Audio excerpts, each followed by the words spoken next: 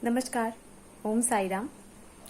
साई श्रद्धा सबुरी channel में आप सभी भक्तों का बहुत स्वागत करती हूँ। जब हम हमारे बाबा का नाम मुंह में लेके आते हैं, जब हम बाबा का नाम उच्चारण करते हैं, तब आपको कैसा महसूस होता है? ऐसा लगता है ना कि कोई अपना। जी हाँ, हमारे साई बाबा हमारे तो अपने और बहुत ही करीब होते हैं। कुछ ऐसा बात है कि अगर आप हमारे बाबा को दिल से जान से पुकारते हो तो बाबा उस पुकार को सुन लेते हैं। बहुत सारे अलौकिक घटनाएं बाबा ने अपने भक्तों के साथ कराया है और बहुत सारे एक्सपीरियंस भी अपने भक्तों के साथ उन्होंने कराया है। इंसान की जिंदगी में न जाने कितनी उतार चढ़ाव आती रहती है। इस विषय पे मैं बोलूंगी उन सभी भक्तों को जो जिंदगी में बहुत सारे असुविधा से जूझ रहे हैं और कोई ख्वाहिश है जो पूरी नहीं हो रही है बहुत दिनों से। आप लोग मिट्टी की दिए को जलाना जरूर शुरू करें। मैं आपको वादा करती हूँ और ये दावा करती हूँ कि इस मिट्टी की दिए को जलाने के बाद आप लोग खुद ही समझ जाएंगे कि आपकी जिंदगी कुछ नए मोड़ पे आ रुकी है। आपका जो मनोकामना है, जो मनोवासना है, वो जरूर पूर्ण होगा। इसीलिए आप लोग मिट्टी की दिए को जलाना जरूर शुरू करें और कैसे जलाना है, किस तरह जलाना है, वो हमारे प्रीवियस वीडियो में आप लोगों को जरूर देखने को मिलेगा। और जब भी जलाना शुरू करें, गुरुवार से ही जलाना शुरू करें। गुरुवार के दिन से इस मिट्टी की दिए को जलाना स्टार्ट करें। फिर देखिए बाबा आपका ख्वाहिश पूरा करते हैं या नहीं, कैसे, किस तरह और क्या नियम है उसका, ये सभी सारी चीजें हमारे प्रीवियस वीडियो में आपको मिल जाएगी। बाबा के ऊपर भक्ति रखें, विश्वास रखें और हमारे लकी देव बाबा को अपने घर पे लाके स्थापित करें। सभी भक्तों को मैं ये बोलना चाहूंगी कि जो भक्त बाबा के ऊपर विश्वास करते हैं, बाबा को मानते हैं, अपने घर पे जरूर लेके आए। बाबा जिस घर में आ जाते हैं उस घर का माहौल ही बाबा संवर लेते हैं। तो आप लोग देरी मत करें, हमारे लकी देव बाबा को घर पे लेके आए और मिट्टी की दिए को जलाना जरूर शुरू करें। ओम साई राम, जय साई राम। ओम साई राम, श्री साई राम। मैं उड़ीसा से एक छाए की एक छोटी सी भक्त हूँ जो कि साई श्रद्धा सबुरी चैनल में अपना एक्सपीरियंस शेयर कर रही हूँ।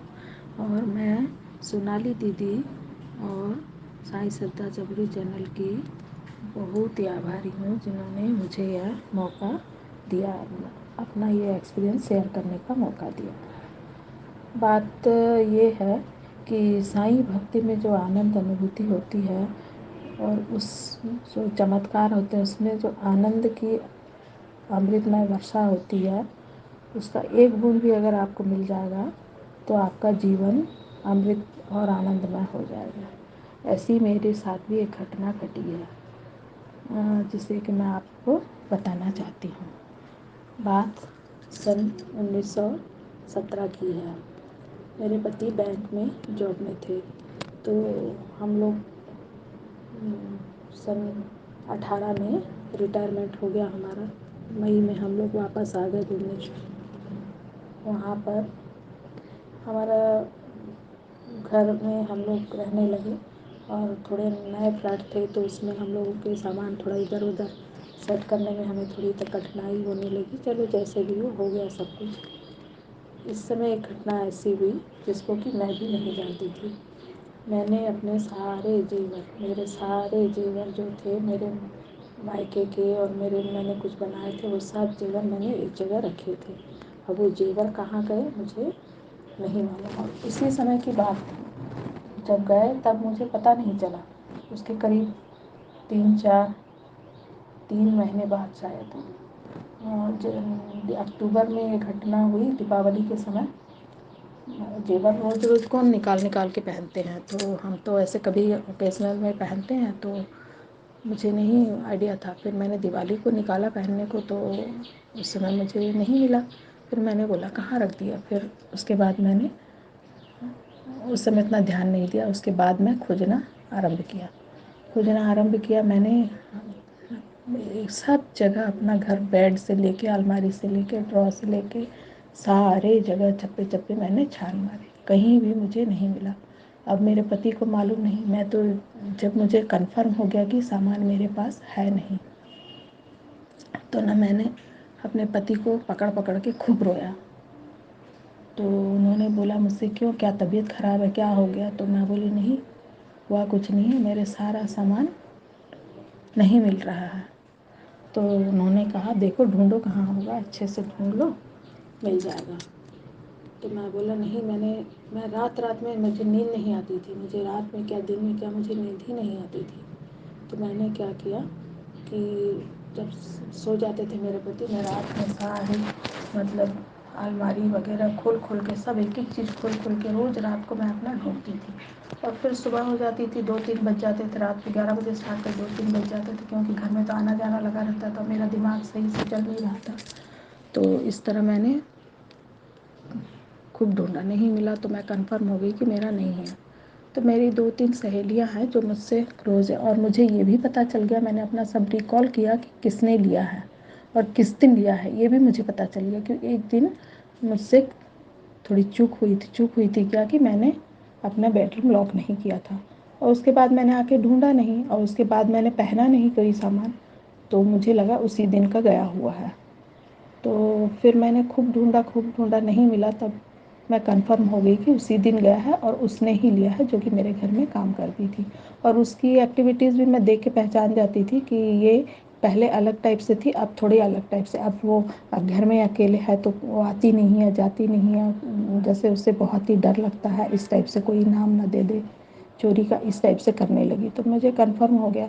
और वो ली नहीं थी, उसकी बेटी आई थी, शायद उसकी बेटी ने ही हाथ मारा होगा, कुछ भी हो, जो XYZ, वो मुझे कुछ पता नहीं उसके बारे में, वो तो बाबा ही जानते हैं।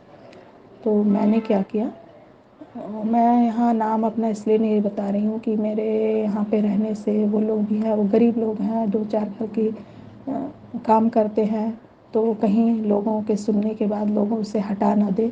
गलती तो मेरी थी, यही सोच के मैंने अपना ये कर लिया। मेरी 2-3 सहेलियाँ थी, मैंने बताया अब क्या करूँ। अपने दिमाग में तो खूब ऐसे जमाया कि नहीं, अब तो भूलना ही पड़ेगा, मुझे भूलना ही पड़ेगा। फिर मैंने ना उसको, बैठी थी, मुझे तो कम से कम उससे ये लेना था कि हाँ तुमने लिया है या नहीं लिया, कुछ तो दे दो लाके, जो भी बचा है, ऐसा भी बोला। फिर मैं बाबा की पुस्तक, उस समय मेरा साईं गुरुवार का अचानक से, हाँ अचानक से क्या हुआ कि मुझे लगा नहीं, मैं साईं बाबा का देखती थी यूट्यूब में सब, तो उसमें 9 गुरुवार व्रत का दिया रहता था। तो उसमें एक कथा है, कोकिला बहन की कथा।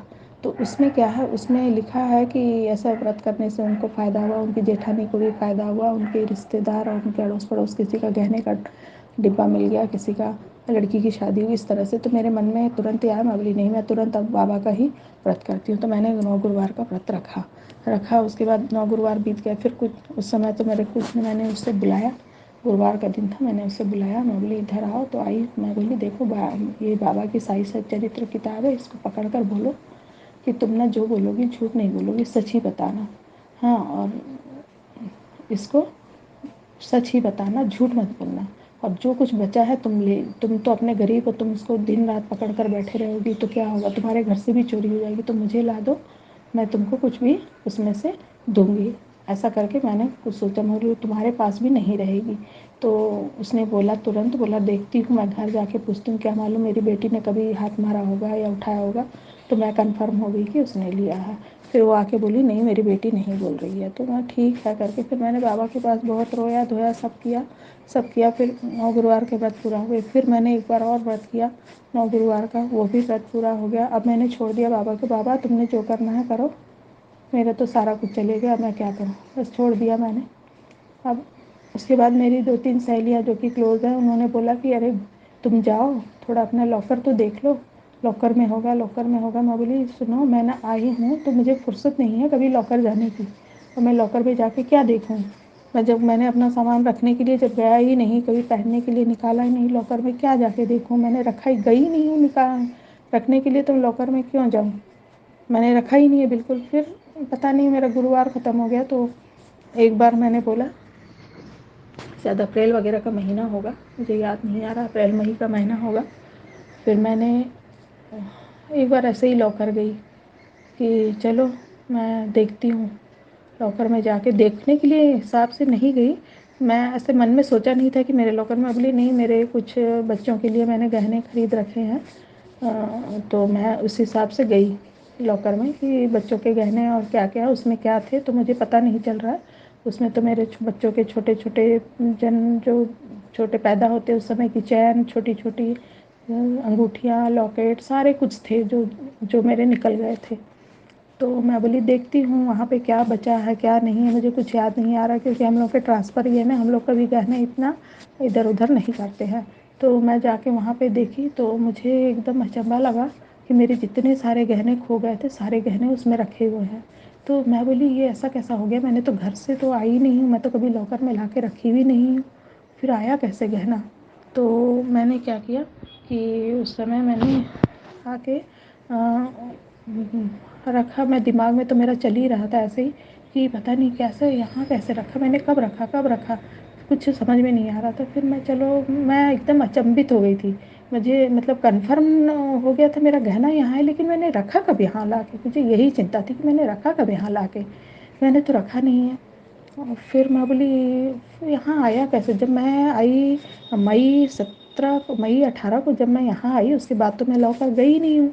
और उसके बाद मैंने गई हूँ कब, मई के बाद अप्रैल 19 अप्रैल, मार्च अप्रैल में मैं गई थी लौकर, और बीच में गई नहीं। मैं बोली ऐसा कैसा हो गया, मैंने तो रखा नहीं, पर सारा गहना यहाँ कैसे रखा हुआ है, मैं तो रखी नहीं, फिर आया कैसे, मुझे बड़ा अचंभा लगा। फिर मैं फिर भी मुझे भरोसा नहीं था कि मैंने तो रखा ही नहीं, फिर कैसा हुआ। फिर मैं आ गई, आने के बाद ना मेरी छोटी बहन है, उनके पति उसी बैंक में हैं। तो मैंने बैठा, फिर मैं पता नहीं मुझे समझ में नहीं आया, मैं बोली अच्छा, उनसे फ़ोन किया, बोला कि देखो, उनका नाम लेके बोला कि देखो तुम थोड़ा ना मेरे लॉकर का जो मेंटेनेंस करते हैं ना, जो अपन ने डेट डालते हैं किस दिन ओपन किया है क्या किया है, वो पता रहता है उस रजिस्टर से। तो मैंने बोला थोड़ा मेरे ये लॉकर का ना आप ये बताना, देखे कि मैं इसको कब मैंने उसको लॉकर जाके कब मैंने उसको लॉकर से सामान निकाला है करके, मेरा कब किस किस डेट का आ रहा है देखिए, क्योंकि 18 में तो मैं गई नहीं हूँ, और 19 में मैं गई थी, खोल के देख के आई, और देखो तो कब आया। तो उन्होंने देखा चेक करके बोला आपका लास्ट जो है वो 17 एक 17 1 नवंबर 2017 का आपने वहाँ पे रजिस्टर में साइन है, 1 नवंबर 2017 का साइन है। और उसके बाद आपका वहाँ पे यही जो अप्रैल 19 के अप्रैल या मार्च अप्रैल की बात है, जिस दिन मैं गई थी जिस दिन मैंने पूछा उसी दिन का है।